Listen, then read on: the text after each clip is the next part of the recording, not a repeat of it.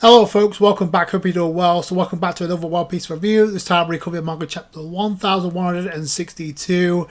And we're back because Oda obviously took a week off due to his health, which is obviously more important. So a couple of noticeable things that I noticed from this chapter, which I'll get into.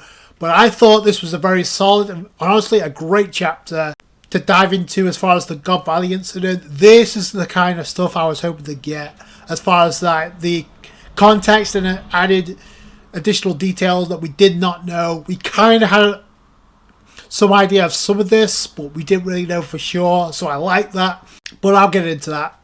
Let's start off with the cover page, and apparently Oda is like signaling this is the final volume of the Yamato cover story. So we got the Shogun of Wano, Momonosuke, we got Kinemon, and we got Ulti, which I was kind of hoping we get a...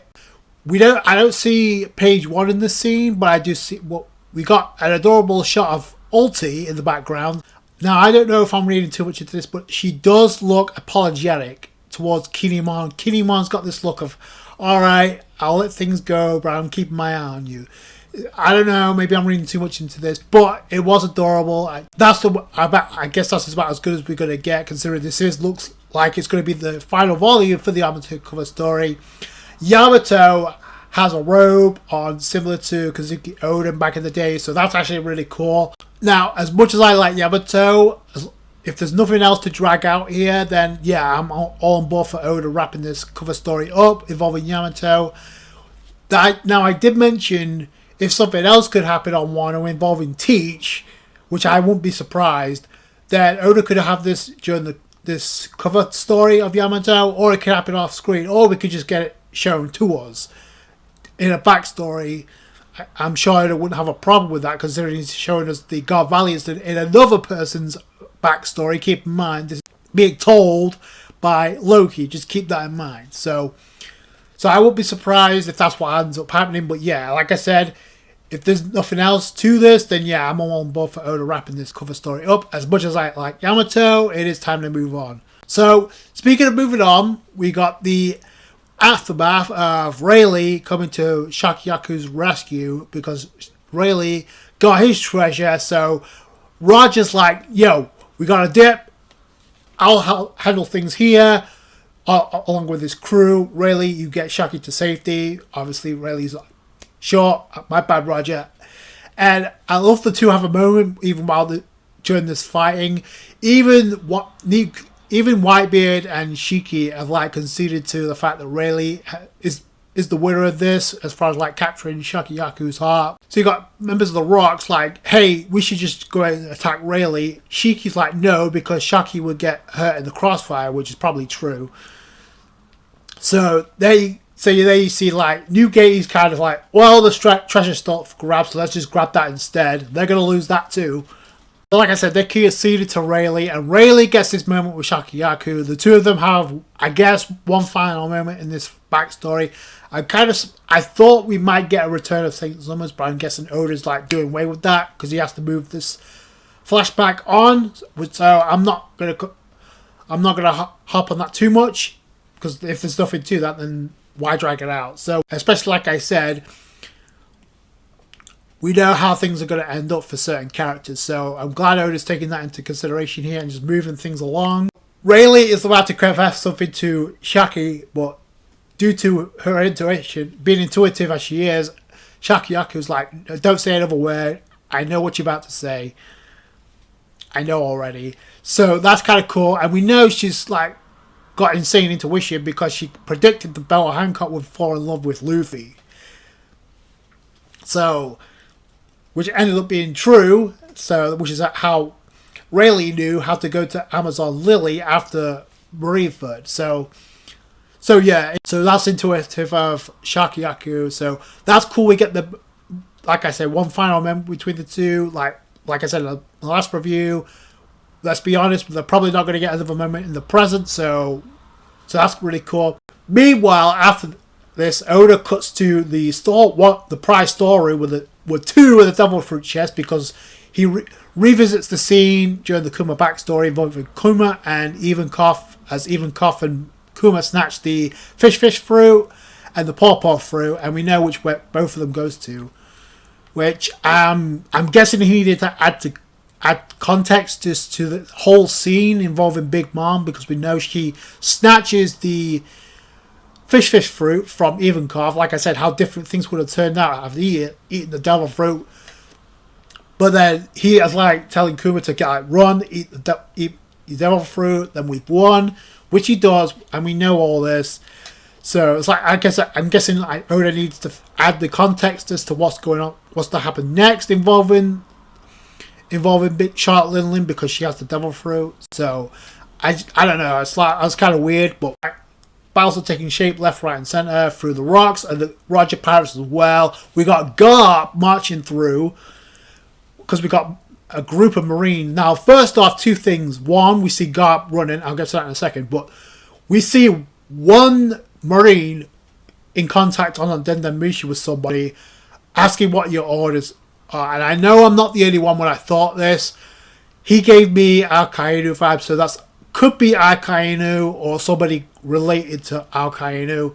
We know there's a connection some way, shape or form involving Al-Qaeda and Dragon, Monkey D. Dragon.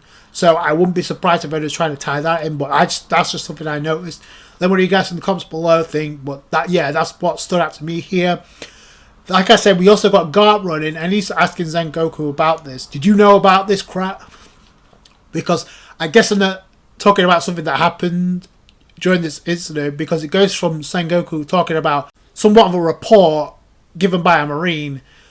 The guy vanished from Navy life somewhat afterwards, and as soon as he said that, alert signals go off in my head, because that immediately brings Emu to mind, because the first time that Sengoku even mentioned Guard Valley, he said it no longer exists. It vanished from the world. Like, we don't know what happened to it. So to tie that in with the Navy life, so maybe he discovered something he wasn't supposed to and got wiped out.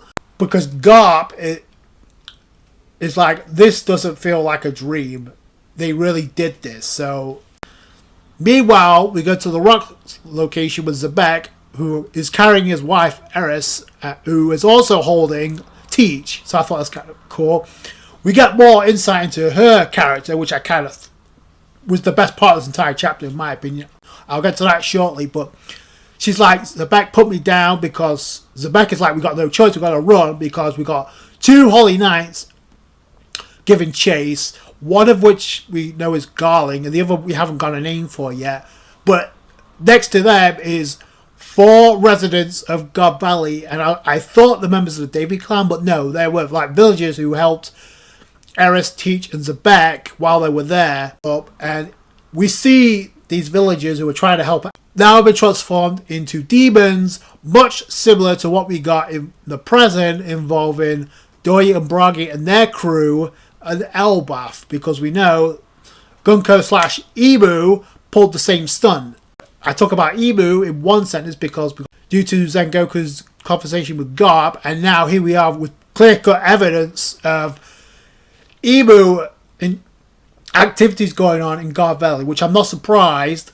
Oda is progressing along here a lot sooner than I thought he would, as far as Imu's involvement. But then we see the Holy Knights. Funny, we got 3 Holy Knights in this scene. One we know is Garling. 2 other Holy Knights we don't have names for yet, and I find it very interesting. Outside of Gunko, St. Garling Figureland, and St. Summers are the only noticeable characters that we knew coming into this God Valley incident. Only St. Mafi, who got introduced to in the previous chapter, is the only Holy Knight we got introduced to outside of those initial 3. But we don't have names for anybody else, which kind of gets me wonder if these Holy Knights either survived or they got replaced. We know Garling ends up becoming the commander of the Holy Knights down the line. Speaking of which, I find it funny and somewhat satisfying that Garling was the only one noticeable that was healing himself up. I didn't see any too much damage on the other 2 Holy Knights. Then again, we only saw the head of one of the small Holy Knights.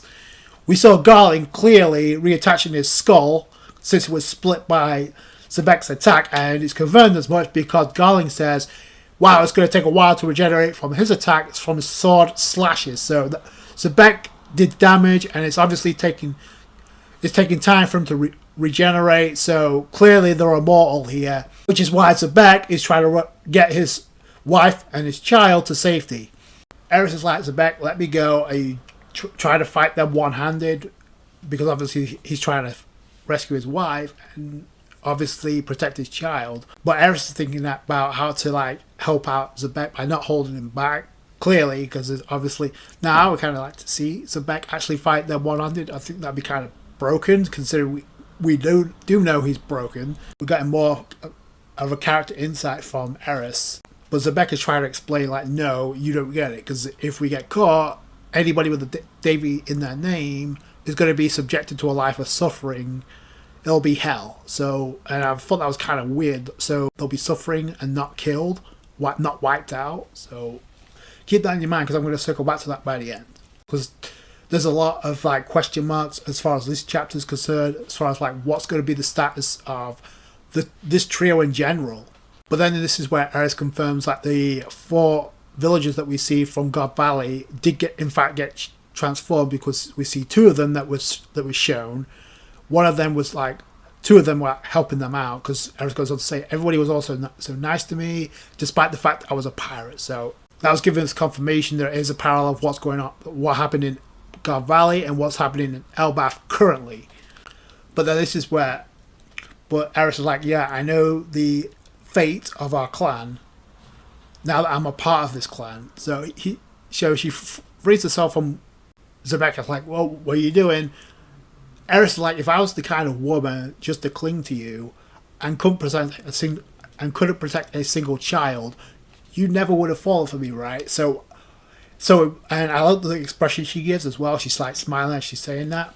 I said we get more insight into her character, so that was really cool. Xebec is like trying to reason with her, but she's like, no, because if it look, and this is where Eris is really committed to like helping out Xebec, not be a burden here, in my opinion. Because she's like, if it looks like they're about to get me or capture me, I'll kill Teach and commit suicide. And I'm like, whoa, she just straight up said that. So she's willing to commit suicide and kill her own child, just subjected to a life of torture. I think it's pretty safe to say that Ida is the #1 mother of the year as far as 2025 is concerned in One Piece, but #2 has to go to Eris. And we just got introduced to her a couple of chapters ago, and already she's like, whoa. But then she says, we'll survive this by splitting up. Let's be on Lelucia. Xebec. That threw me for a loop, because whoa, Lelucia Kingdom. So is that the reason why the Gorosei said this must be fate, when they found out that Sabo was like contacting the revolutionaries when they hijacked the call? The Marines hijacked the call, and the Gorosei followed this, and they found out where this conversation was being held on Lelucia Kingdom, and the Gorosei said, oh, this must be fate. So is this what they were referring to, because they knew what was going on?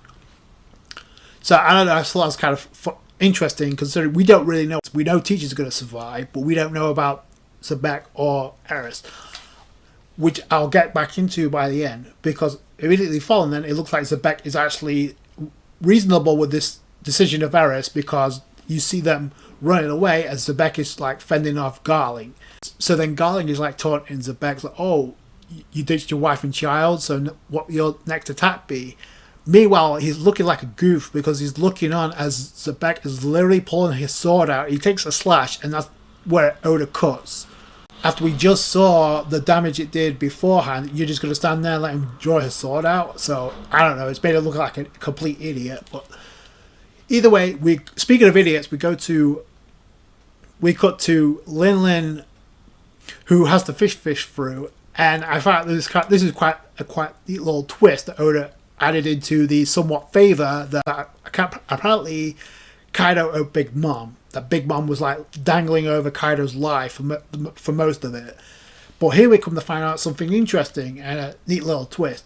So in the midst of like giving Kaido a devil fruit, it looked like she wasn't going to hand in the fish fruit, because her intentions were to feed this fish fruit to Katakuri.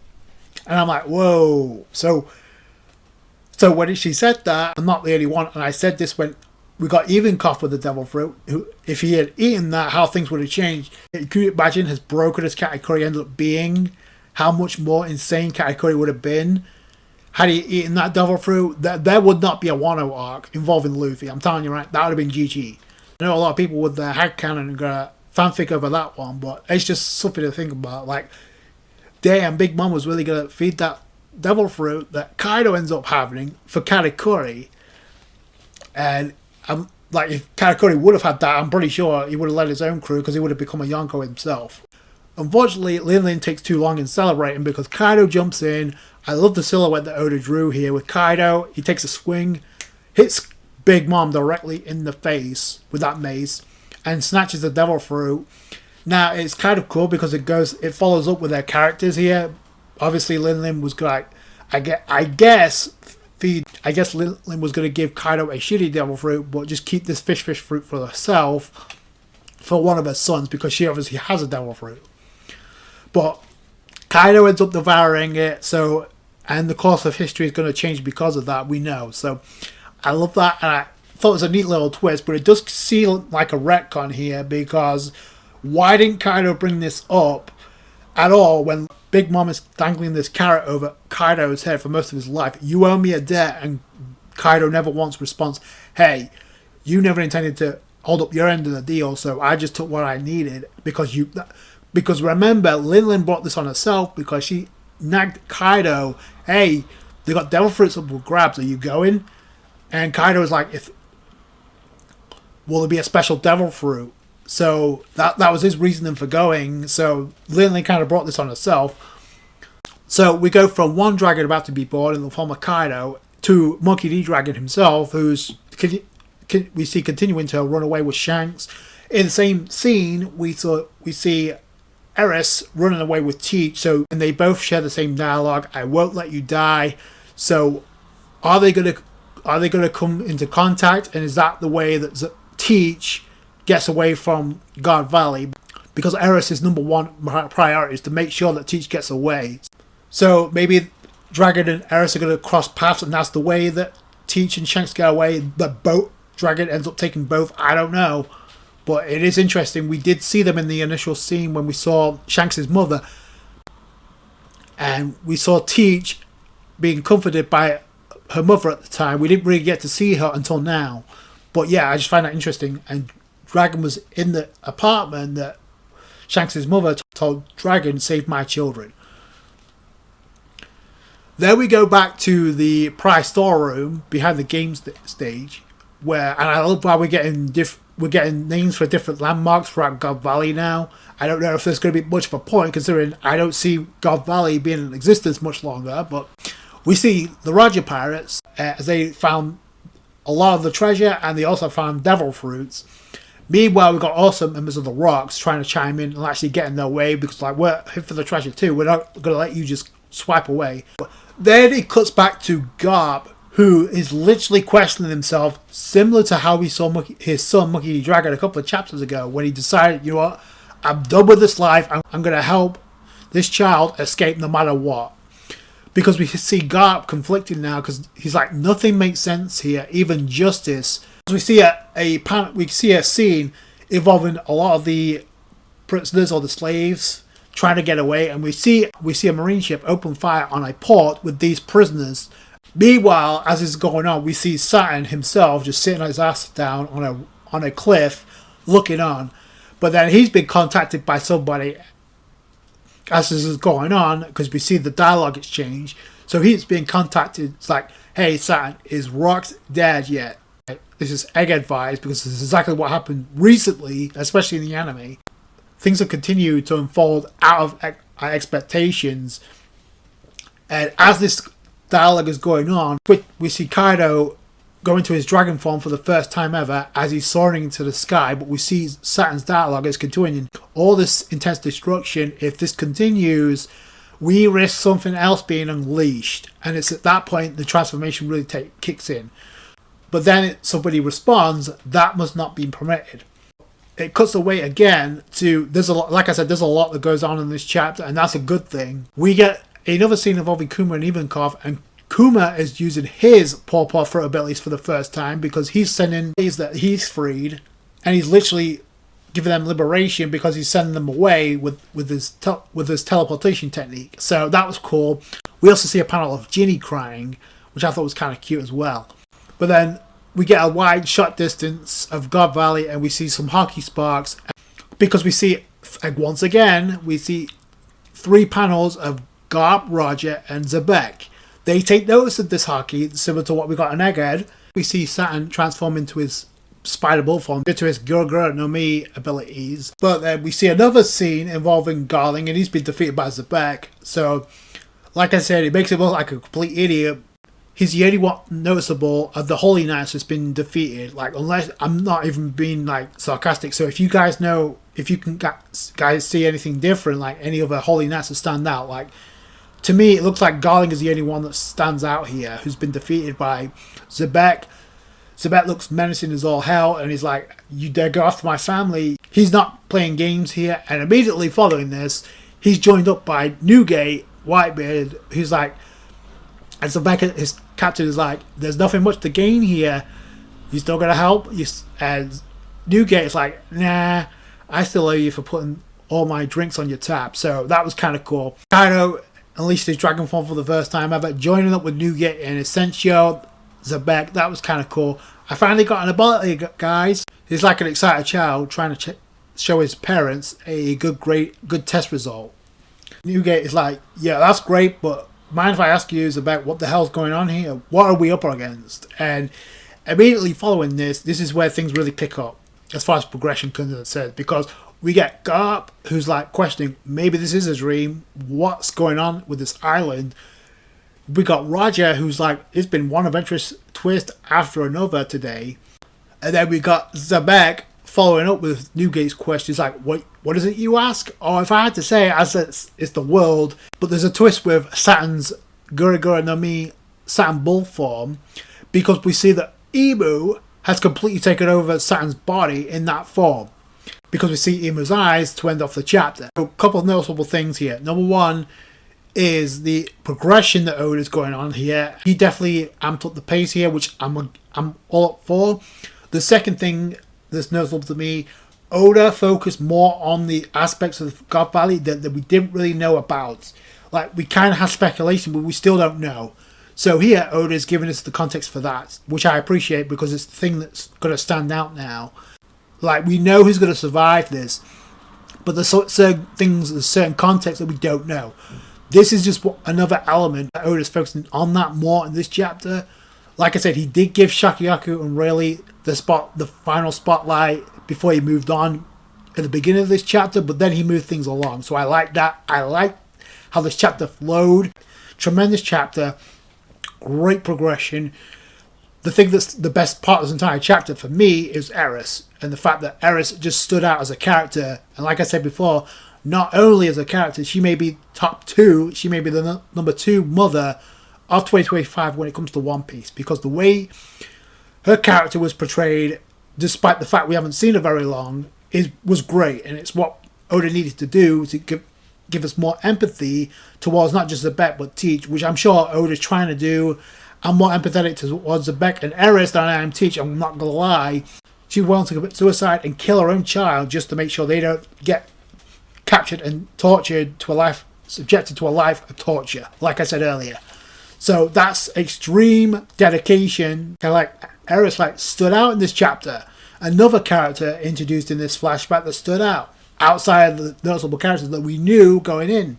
The other thing to mention, obviously now Emu's a factor in this, is now having an involvement, a direct involvement, taking over Saturn's body. It's much similar to what we got with Gunko in the present in Elbaf. However, the thing with Gunko is, she was like, the moment she overheard Brooke's name, PTSD kicked in before Emu's transformation kicked in. But I also find it interesting, before that moment happened, we also got an exchange of dialogue involving the Holy Knights questioning what's going on here. We could use backup here because the Holy Land, Marijoa, is in a sea of flames right now before the transformation kicked in. Wow, what a coincidence, right? So obviously Oda is like stepping up as far as the progression. Now we have Imu's direct involvement. So when we see the Holy Knights, and in this chapter, did anyone else find it interesting that Gunko was nowhere in sight in this chapter at all? Not only in this chapter, we haven't seen Gunko in 2 chapters. But we know Gunko's here. But we know Gunko has the ability to summon Holy Knights with the magic circle, with the magic ritual summoning. They're able to use a spell book to take certain people over, to manipulate certain people and transform them into demons. We saw that with the giants from Elbaf and the former Dorian Brogy and their crew. We're seeing it in the past at God Valley, where Oda's like blending elements from the present into the past with his flashback. Yeah, like how do we get from Roger and Gart facing off to them teaming up to take on Rock D Xebec? A lot of people seem to think that Xebec is going to be taken over here. That could be the case, but the biggest takeaway for me as far as like this chapter is the fact that Eris told Xebec we'll split up and meet again on Lulusia Kingdom. Why would Oda have Eris say that if Eris is going to be captured or killed? Like, I don't think they're going to be killed off here because Teach survives. And I said this, we don't really know what's going to happen with Eris. Even with their introduction, when we got a face reveal, we didn't really know what was going to happen. We still don't know. She could die, she could get killed off, or she could end up like being captured and turned into a Holy Knight. Just the fact that she said Lulusia Kingdom, where we know what takes place after this, is kind of interesting to me. So that's the other thing that stands out as far as Eris is concerned. But now we got Imu's direct involvement here, and now things are really going to turn upside down for Xebec, because we just don't know if he's going to be killed off or something else is going to happen. Can't wait to see how Garp and Roger face this, because whether or not this, because I find it very interesting when Imu shows up, we get the power of the 3. So I don't know. I thought that was kind of, is that Oda hinted at something? Is Oda also hinting at the fact we may see Eris again in the present because of the dialogue she gives to Xebec? Like, we'll meet again on the Lucia Kingdom. That's kind of like pretty direct considering the situation here. With the progression, Oda clearly is not trying to linger too long here. He's trying to wrap this up, I'm sure, because he obviously, like I said, it's not just the God Valley incident portion of this flashback he's got to wrap up. It's King Harold's story too. Let me know what you guys think in the comments below. There's a lot to take from this chapter. There's a great deal, but this is a great chapter all in all. That's going to do it for you guys. Thank you so much for watching. Like this video, like this review. Subscribe channel for One Piece. I appreciate all your support. I'll catch you guys later. Take it easy, guys. Bye.